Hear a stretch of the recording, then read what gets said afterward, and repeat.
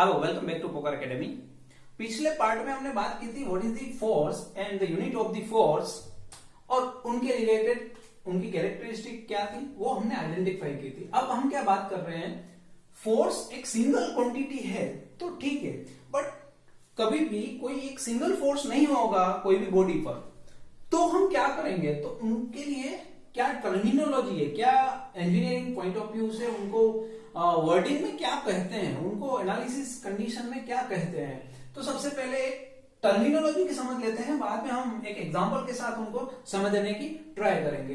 तो पहला टर्म है कंपोजिशन। कंपोजिशन का मतलब क्या होता है, मैंने क्या बताया आपको, अगर 2, 3, 4, 5 कोई भी नंबर ऑफ फोर्सेस है, उन सबको एनालिसिस एक साथ करने की जो प्रोसेस है दैट इज द कंपोजिशन। तो यहां लिखा है क्या, to process to find the resultant. अब बात करते हैं रिजल्टेंट क्या है। एक्चुअली रिजल्टेंट ये है कि कोई भी नंबर ऑफ फोर्स को अगर हम रिप्लेस कर सकते हैं कोई एक सिंगल फोर्स से, लेट सपोज 4 फोर्सेस एक्ट हो रहे हैं कोई पर्टिकुलर पॉइंट पर या बॉडी पर, उन चारों को रिप्लेस करके हम कोई एक फोर्स को अप्लाई करके देखते हैं, और जो 4 फोर्स की इफेक्ट है वही ये सिंगल फोर्स की इफेक्ट हो सकती है क्या नहीं हो सकती, दैट इज द रिजल्टेंट। अगर एक फोर्स से अगर वो फोर्स आपको मिल गया कि वो 4 फोर्सेस की इफेक्ट को काउंट कर सकते हैं, ये सिंपल एक सिंगल फोर्स है, तो वो सिंगल फोर्स आपका क्या हो गया, रिजल्टेंट। अब बात करते हैं रिजोल्यूशन। तो रिजोल्यूशन का मतलब क्या है, splitting in number of component और से कंपाउंड। कंपोनेंट का मतलब क्या हुआ, कोई एक फोर्स है, उनको हम जनरली या तो हॉरिजॉन्टल या तो वर्टिकल फोर्स कंपोनेंट में हम कन्वर्ट करते हैं। देखते हैं आगे किस तरह से हम करते हैं उन कन्वर्जन को। तो पहले 3 टर्म आ गई, composition, resultant and resolution. It is a process to find the resultant. And what is the result? To replace the all the forces effect by single force, and the resolution is splitting the force in the number of components, generally in the horizontal and vertical. Why we use horizontal and vertical? देखते हैं आगे क्यों हम horizontal और vertical की बात करते हैं।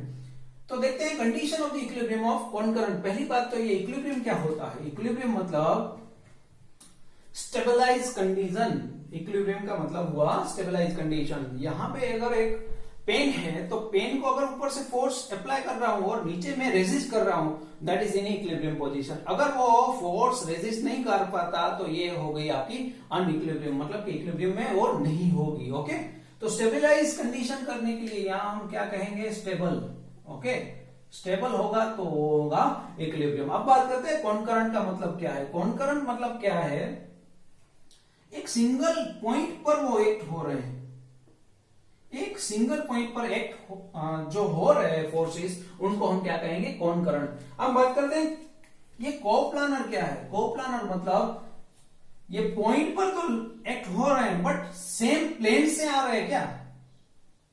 यहां पे हम बात करें तो ये फोर्स है, एक सिंगल पॉइंट पर तो है बट उनका प्लेन भी आप देखिए क्या है, सेम प्लेन पर लग रहे हैं। ये हॉरिजॉन्टल प्लेन है, लेट्स सपोज, या वर्टिकल आप नाम दे दीजिए, इनको प्लेन वर्टिकल कह दीजिए। तो वर्टिकल प्लेन पर लग रहे हैं ये दोनों फोर्स, तो ये क्या कहेंगे, उनको कोप्लानर भी है और कॉनकरेंट भी है।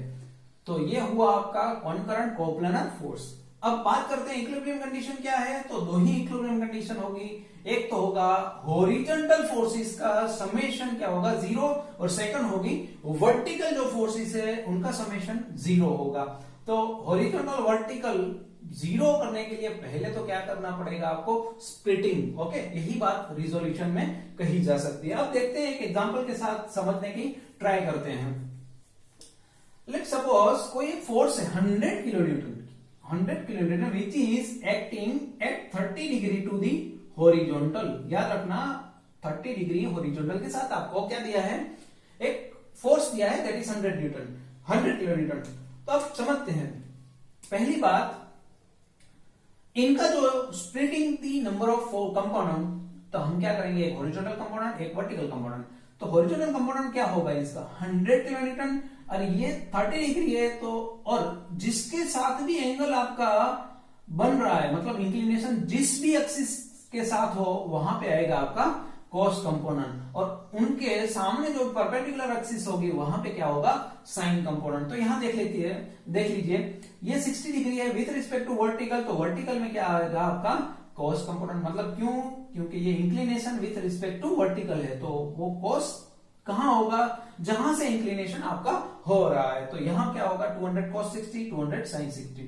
तो ये तो हो गए आपके रिजोल्यूशन, 100 sin 30 100 cos 30, ये आपके हो गए रिजोल्यूशन। अब समझते हैं रिजल्टेंट का मतलब क्या है। अब आपके पास दूसरी कंडीशन में हम सोचते हैं, सेकंड कंडीशन में कि एक फोर्स यहां लग रहा है that is 100 cos 30, second force यहां लग रहा है 100 sin 30, तो इनका रिजल्टेंट क्या हो सकता है, तो ये आपका क्या होगा रिजल्टेंट ऑफ दैट फोर्स। और इनका इक्वेशन क्या होता है रिजल्टेंट का, तो R square equal to sigma H square plus sigma V square. Okay, और ये इंक्लिनेशन किस तरह से मिलता है आपको, तो इंक्लिनेशन कुछ इस तरह से मिलता है आपको, that is the theta equal to 10 inverse sigma B upon sigma H. तो ये अब ये आपके फोर्सेस हो गए, तो उनका रिजल्टेंट क्या हुआ 100 किलोन्यूटन। एंड इंक्लिनेशन आपको, क्योंकि आप जब भी बात करते हो वेक्टर क्वांटिटी, तो 100 किलोन्यूटन तो हो गया आपका रिजल्टेंट, बट उसके साथ आपको क्या चाहिए उनकी डायरेक्शन, तो ये हुआ आपका 30 डिग्री डायरेक्शन। ओके, अब ये जो पूरी प्रोसेस है, एक फोर्स के लिए हमने स्प्लिटिंग कर दिया 1 नंबर 2 नंबर, इसी तरह से अगर 200 यहां है 1 नंबर 2 नंबर। ओके, तो ये पूरी सिस्टम को अगर रिप्लेस करना है, ये दो फोर्सेस लग रहे हैं उनको रिप्लेस करना है बाय सिंगल फोर्स, एंड जो भी हम प्रोसेस कर रहे हैं इनको स्प्लिटिंग करने की और फिर रिजल्टेंट फाइंड करने की, उस प्रोसेस को हम क्या कहेंगे कंपोजिशन। ओके, तो ये हुई पूरी analysis method for the find out the forces, resultant of forces and its direction. Okay, I hope कि आपको ये समझ में आ गया होगा और क्लियर हो गया होगा। Thank you so much for watching this video and please like share and subscribe for more videos. Thank you.